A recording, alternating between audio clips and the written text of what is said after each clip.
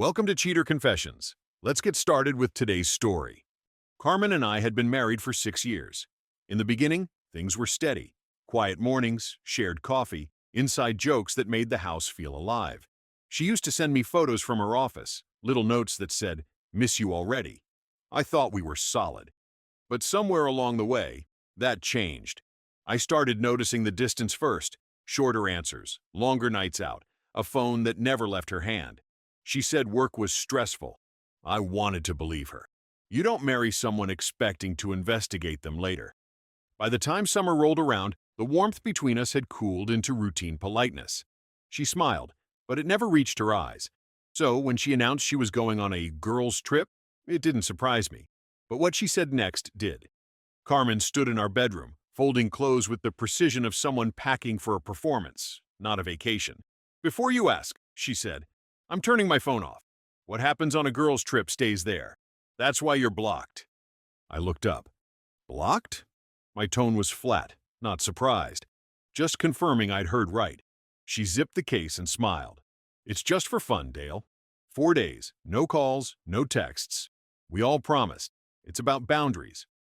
Boundaries. That word had been showing up a lot lately, along with new perfume, untagged shopping bags, and secretive smiles when her phone buzzed.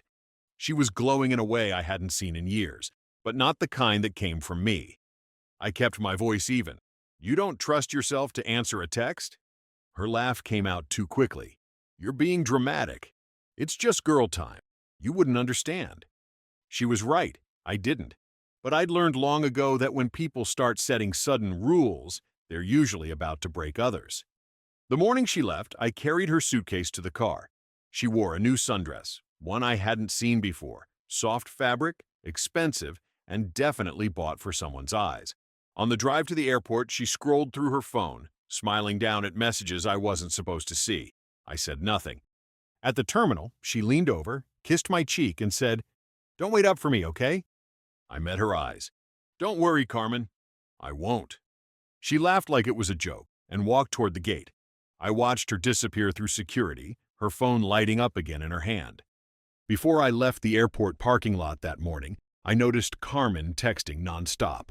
10 minutes after she walked inside, I opened our phone carrier's dashboard, a work habit I never quite turned off. Her live location was still active. It showed her nowhere near the terminal. She was back across town. I frowned and refreshed the map. The signal moved again, heading toward the highway. She hadn't boarded any plane. She'd waited until I drove off and then circled back.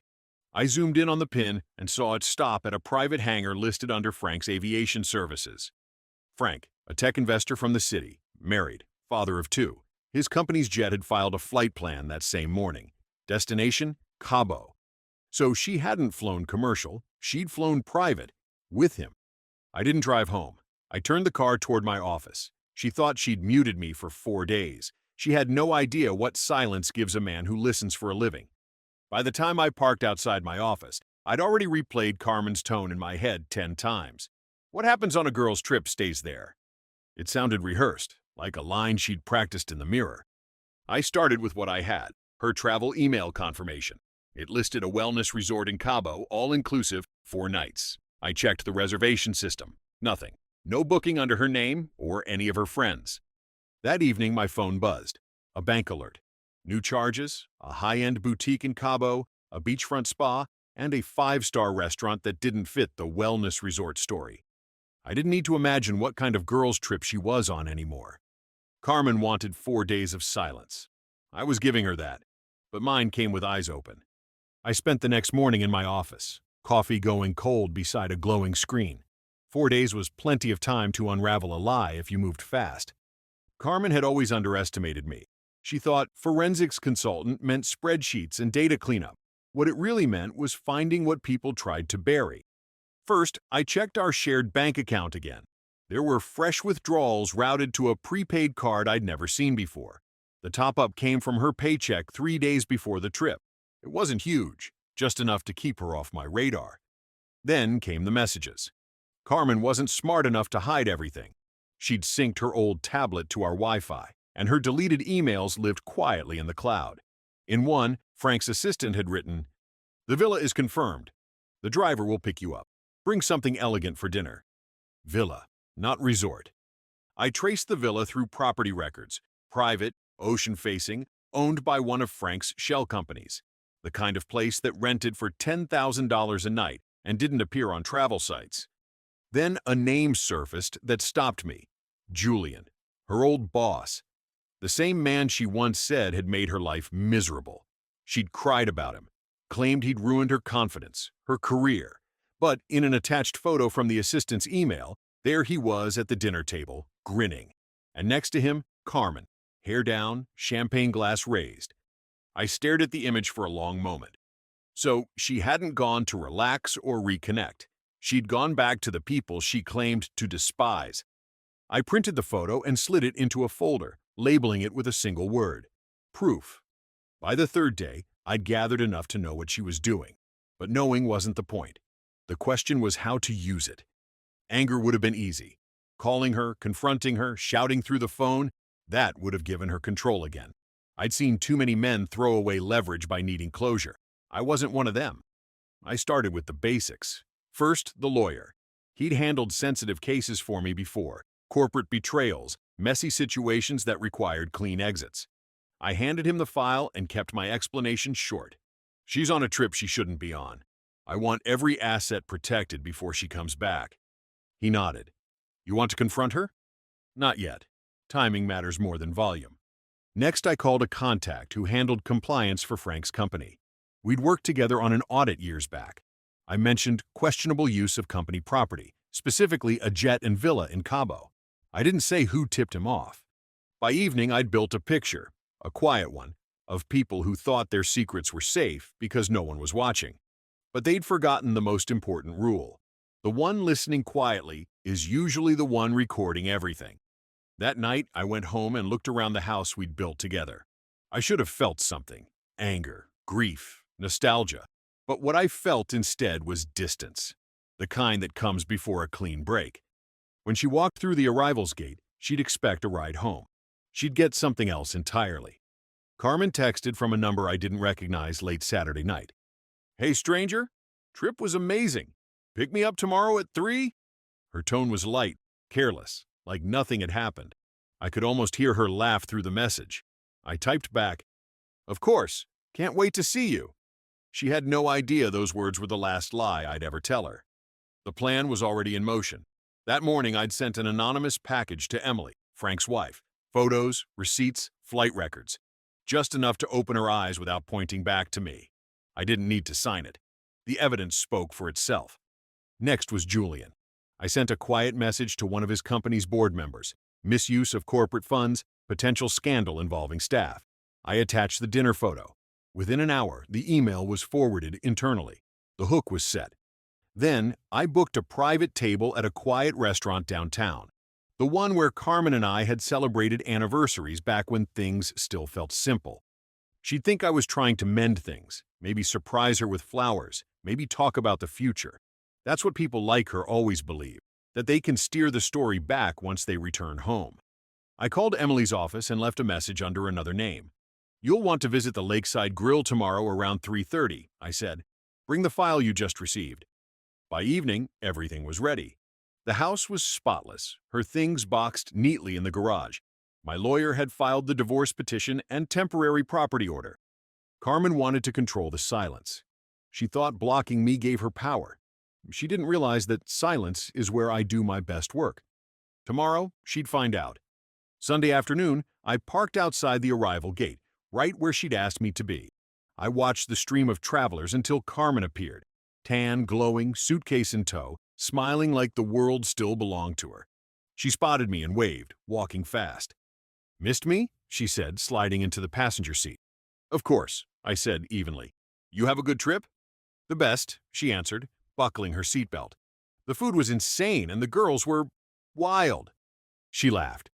I just nodded and started the car. Good to hear. The drive was quiet after that.